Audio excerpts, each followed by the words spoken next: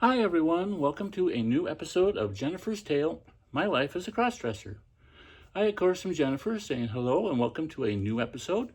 I hope this episode finds you well, whether you are watching it on YouTube as a video podcast, or if you're listening to it as an audio podcast, wherever you find your audible audio podcast.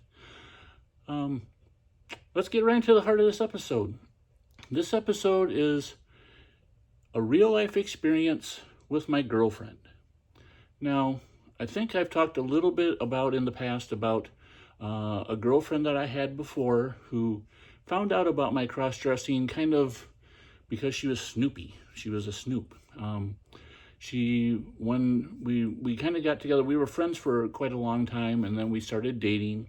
And one day when I was off to work and she was staying at my place, she started going through my things, and when I got home, when she first mentioned that she discovered something really interesting today, and I asked what was that, and she said, "You and I have the same size waist. I could wear your jeans." And I was like, "How did you find that out?" And she was like, "Well, because I was looking in your dresser drawers and I found a pair of jeans and I saw we were the same size." Now, when that happened, when she told me that, right away I knew she knew I was a cross-dresser, because in my dresser I also had pantyhose and panties and some of my cross-dressing stuff. And so I said, "Well, we need to have a talk." And she was like, "Yeah, I know." And so we kind of talked about my cross-dressing, and I told her, it's like, "Well, you know, blah, blah, blah." So she did figure it out, and she was really supportive, at least at first. You know, she was happy to try to do my makeup. She enjoyed spending time with Jennifer. We would come up with dates where we would get together, and I would get dressed, and then we would just watch TV. At that point in time, I was kind of apprehensive about going out in public. Although I think I looked pretty good, I still was really unsure. Mind you, this is back in the mid-90s. It was back before society was really as accepting as they are nowadays. And so I was afraid to go out in public. And there were times when she would be like, "You know, I'm tired of being here at home. Why don't we go out and do something?" And I kept saying, no, I don't want to. I'm afraid to go out. I'm afraid that I'll get red, you'll get embarrassed, somebody's going to say something. Well, there was one point in time where I wanted to take her from where I was living in central Iowa back to my little hometown and introduce her to my mom. And we kind of made plans, and she was like, "You know what? We should take advantage of this situation, and why don't you dress up as Jennifer, and you can be Jennifer for our road trip there. You know, we'll find somewhere once we get there for you to change back into your male self, but you know, let's get you out in public and experience life." That's what she was about, and I realized long after the fact that she was definitely right, and I should have listened to her more back then. But I was kind of apprehensive about it, but at the same time, being able to be Jennifer for an extended period of time and the draw of being out in public really got to me. It was like, you know, that's pretty safe. I'm within the four walls of my car. You know, we can just drive up there, and nobody's going to see me other than people passing by on the highway. That sounds great. So, you know, the morning came for us to go. And we got in the car. Well, I got dressed. You know, I got all made up and was wearing, I think I was wearing a red top and kind of a short black mini skirt. And I thought I looked pretty good. She was dressed like she normally does. She was more of kind of a tomboy person. She always wore jeans and a nice shirt of some type, whether it be a t-shirt or a long sleeve shirt.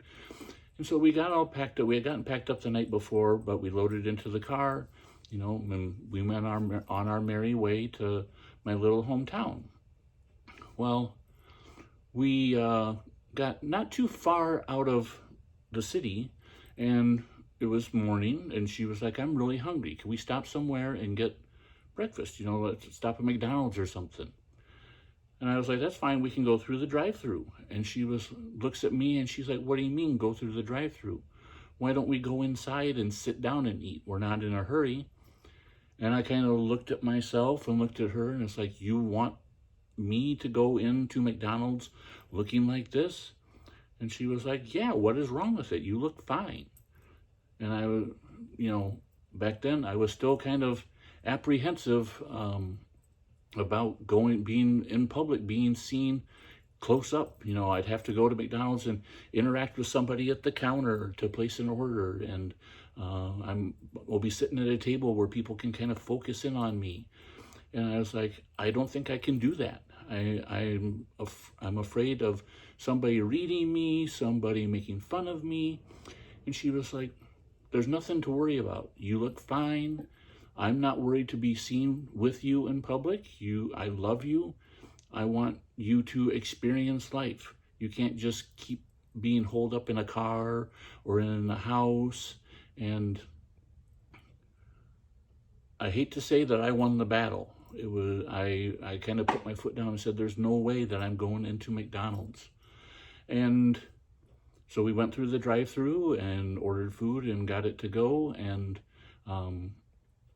it was kind of a quiet ride after that, because she was rather upset with the fact that I didn't want to be seen as much as I loved dressing up. And I had told her that I loved dressing and I wanted to be out, but I was really afraid about being out.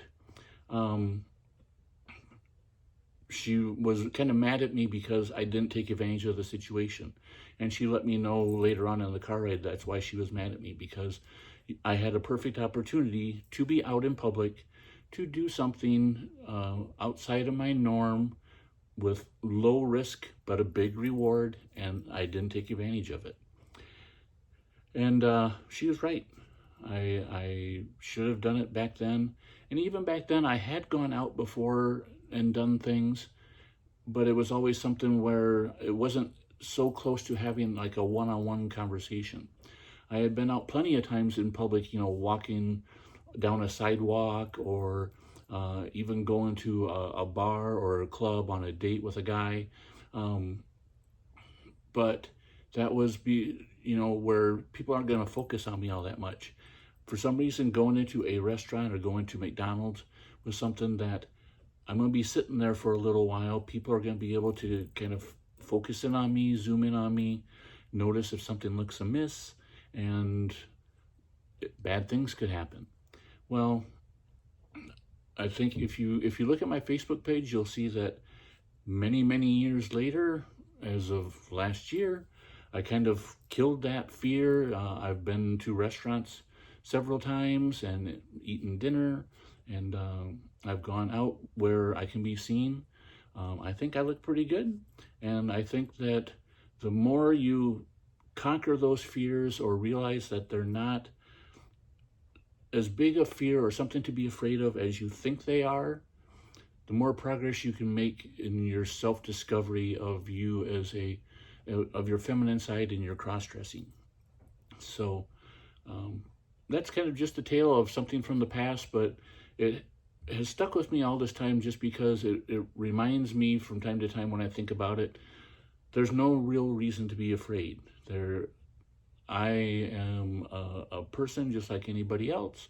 I have a right to go where I want, do what I want, and if people want to stare or smile or make a comment, that's all on them. So I hope you get something from this. I hope you kind of take that away from you. Don't let anybody stop you. The only person who can stop you from achieving your goals is you. So make sure that you do anything and everything you can to achieve those goals. And that is it for this episode of Jennifer's Tale, My Life as a Crossdresser. I would love to hear your feedback. Please leave feedback, leave comments. Please like and subscribe on YouTube. Please leave a positive review on iTunes, wherever you listen to this podcast. And until next time, this is Jennifer saying hugs and kisses. Bye-bye.